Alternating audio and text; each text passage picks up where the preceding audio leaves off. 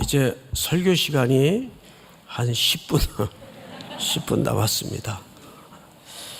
그래도 오늘 주시는 말씀 속에 중요한 기둥만 몇 가지 좀 여러분들과 나누기를 원합니다.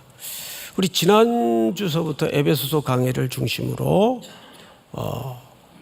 제목이 뭐였죠? 지난주? 누구의 드라마로 살 것인가? 누구의 드라마를 살 것인가? 뭐 같은 얘기겠죠? 자, 이 세상에는 원래 하나님이 써놓은 계획하신 드라마가 있었어요.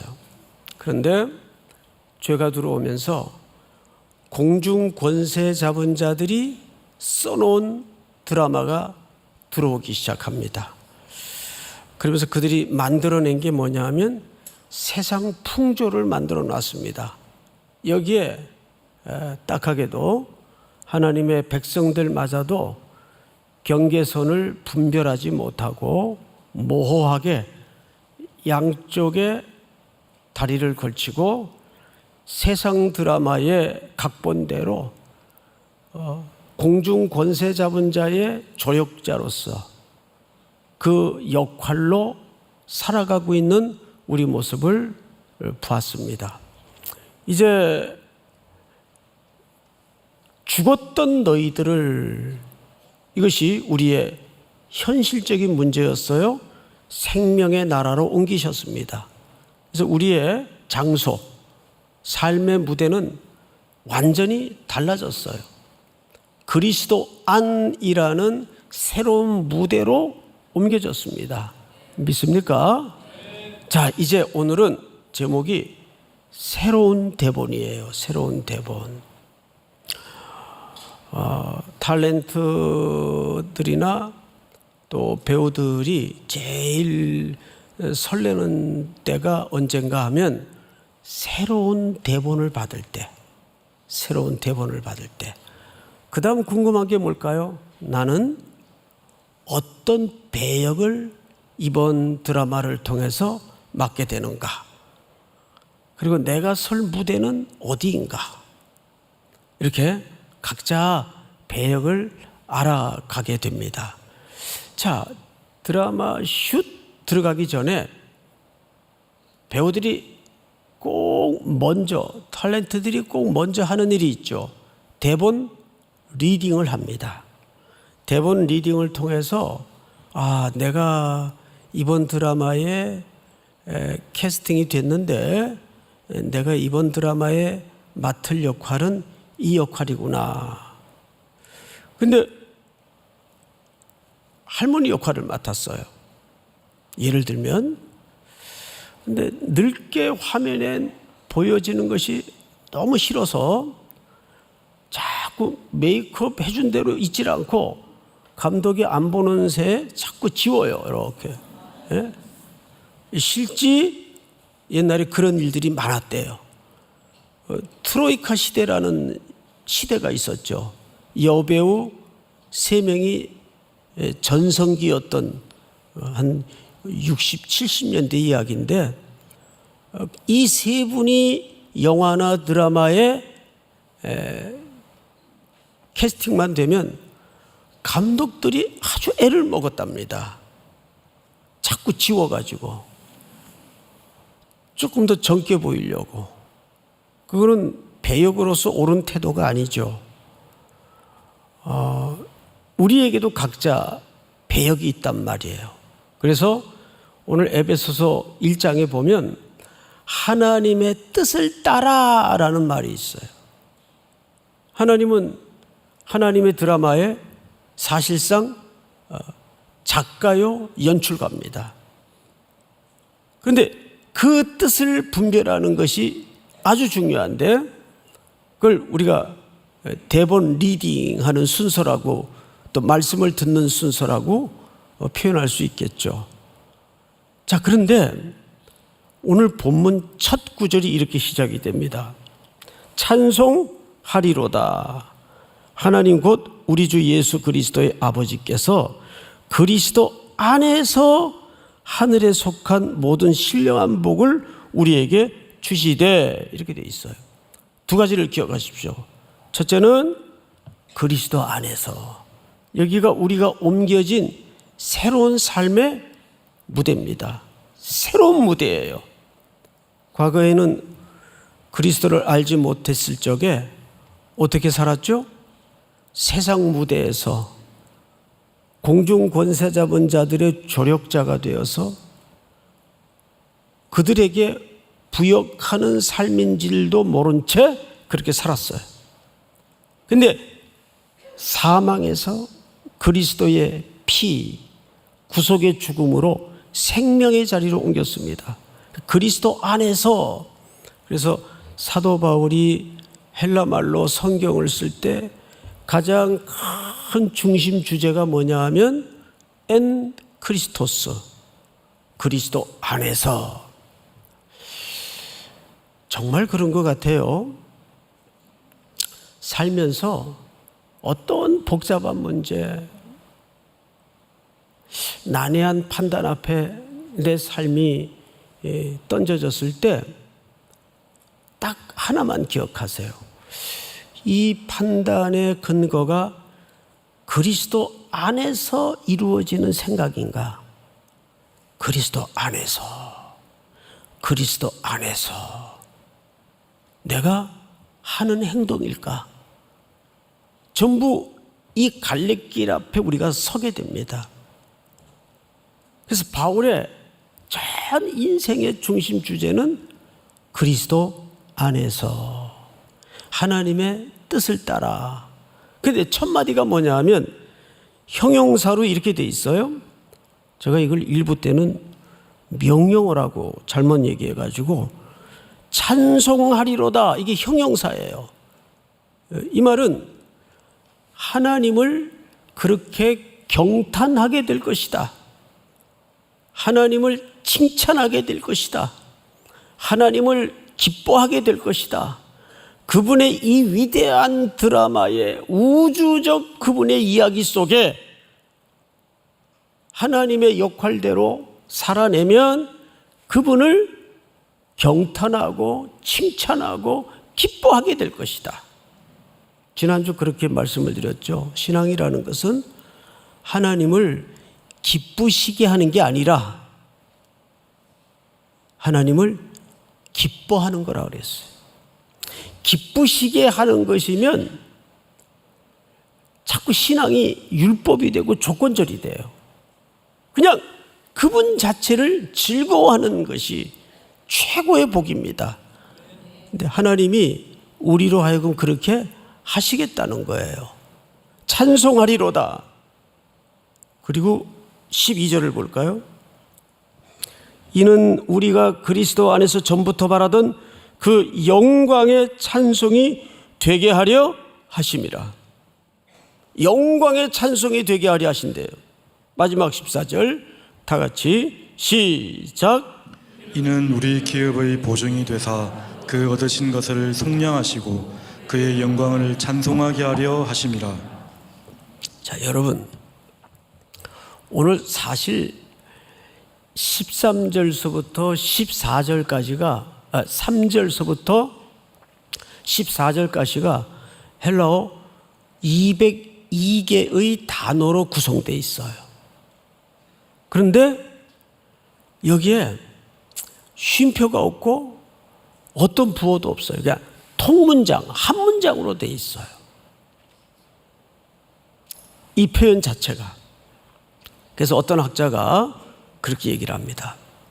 바울이 하나님께로부터 계시를 받다가 너무 그 계시의 오묘함, 경이로움, 우주적 하나님의 드라마와 서사가 놀라워서 이거를 다 표현할 길이 없어서 마치 어떤 어린 애가 밖에 나갔다가 어마어마한 광경을 경험하고 겪고 들어오면 엄마한테 어떻게 얘기합니까? 아주 육하 원칙에 근거해서 논리적으로 그렇게 설명합니까? 엄마. 그 지난번에 엄마랑 갔던 데 있지? 거기 내가 누구를 봤는데 말도 마. 이런 식으로 애가 뒤죽박죽 막 숨가쁘게 막 쏟아내요. 근데 마치 지금 우리가 읽었던 이 본문은 바울의 그 하나님에 대한 계시의 내용을 통해서 그런 경험을 하는 거예요. 근데 그 총 주제가 하나님을 노래케 하고 찬송케 하라는 거예요. 우리가 찬송의 동의어가 뭐라고 배웠죠? 찬송의 동의어. 찬송의 동의어는 매년 한 번씩 말씀드릴게요. 잊어버리지 마세요. 감사해요. 그분을 칭찬하는 거예요. 그분을 노래하는 거예요. 그래서 감사, 찬송 같은 개념이에요. 우리 다음 주 이제 CCC 찬양 축제를 합니다. 하늘의 축제가 이 공간에서 연습되어지고 조금이라도 우리가 맛보는 시간을 가질 겁니다. 자, 그러면 우리 인생이라는 것은 다윗의 예를 들어보십시다. 성경에 보면 다윗을 가리켜 이렇게 소개했어요. 노래 잘하는 자. 전 성경 어디를 봐도 다윗이 성악을 전공했거나 노래하는 대목을 시어로는 많이 봤지만 들어본 적이 없어요. 근데 노래 잘하는 자로 그의 인생의 끝에 그를 정의합니다. 굉장히 중요한 표현이에요. 노래 잘하는 자. 저도 정말 노래를 잘하고 싶어요. 근데 정말 성경적으로 노래를 잘하는 자가 무슨 뜻일까요? 하나님의 드라마를, 하나님의 이야기를 전 인생의 시간표 위에 잘 표현하고 잘 드러내는 태도를 얘기합니다. 믿습니까?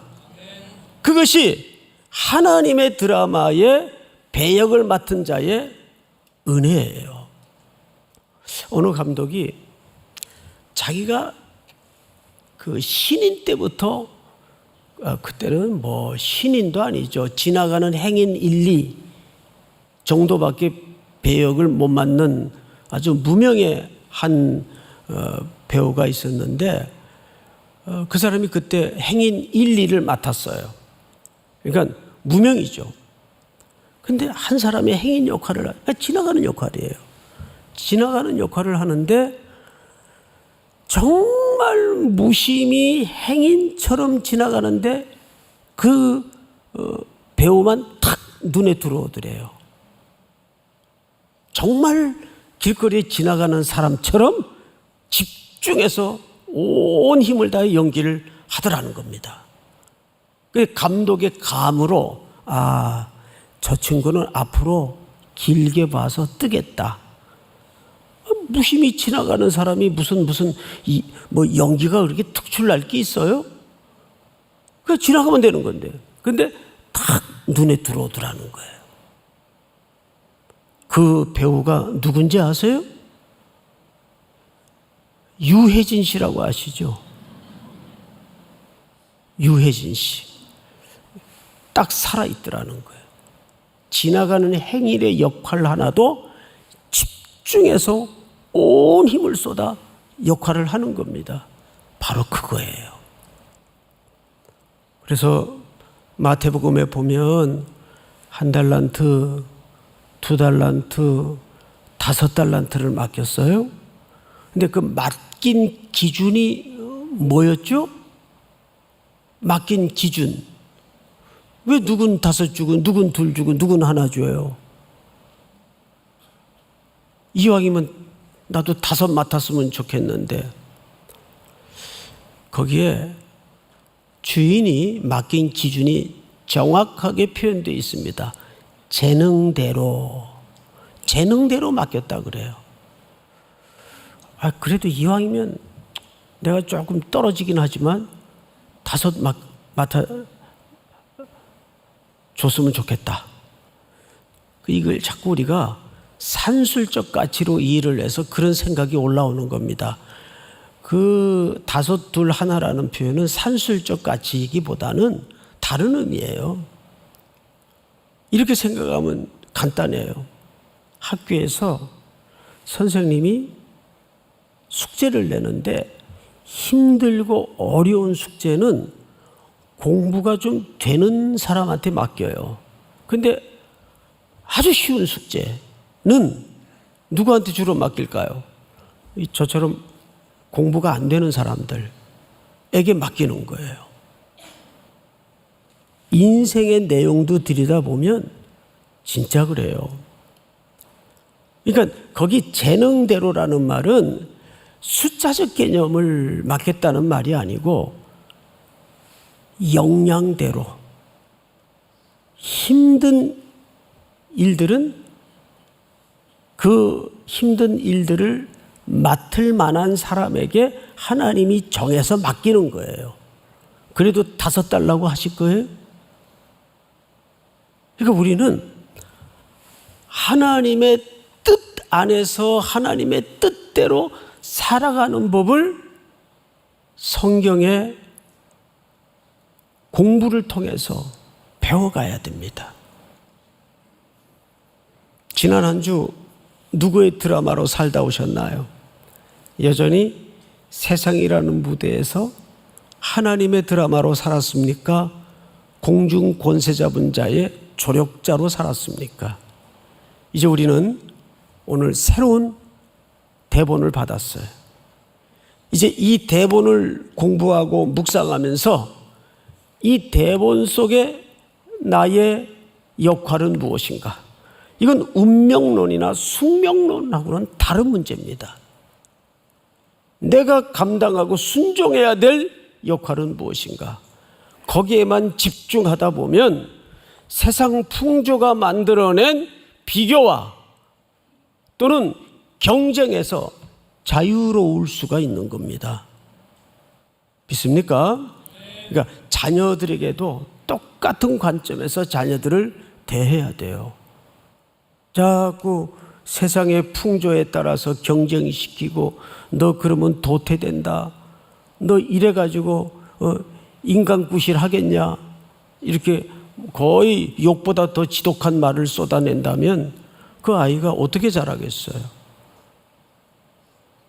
그런 꾸중의 내용대로 자기 인생을 헉헉거리면서 밀어넣다가 끝에 안 되면 어려운 일을 겪게 되는 겁니다.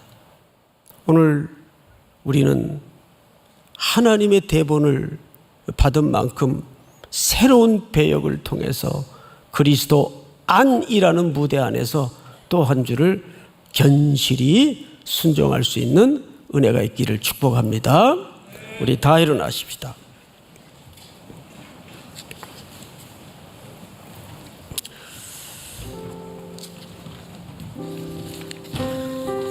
약할 때 강함 대신에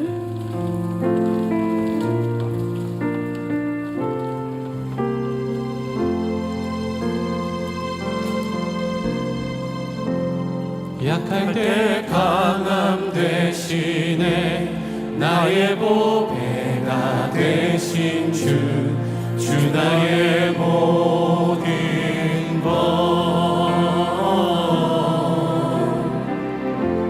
주 안에 있는 보물은 나는 포기할 수 없네.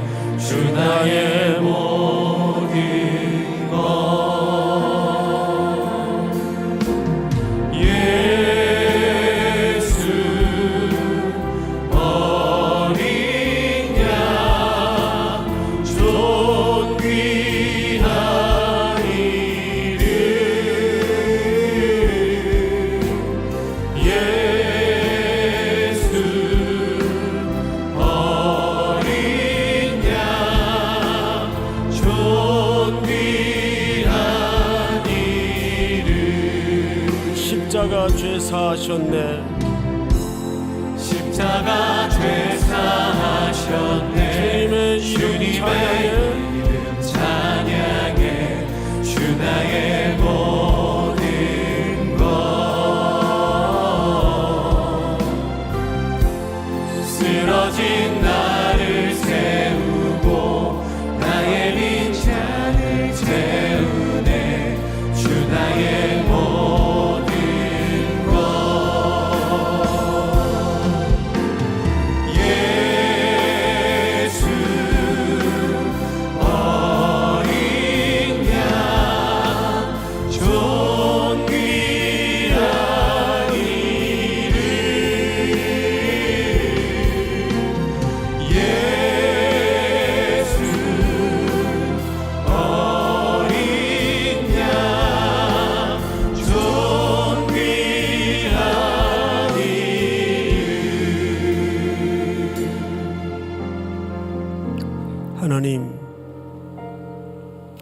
영원히 진노 아래 살던 우리들을 어린 양의 죽음을 통해서 예수의 보혈로 깨끗게 하셨고 사망에서 생명으로 옮겨주심을 감사합니다.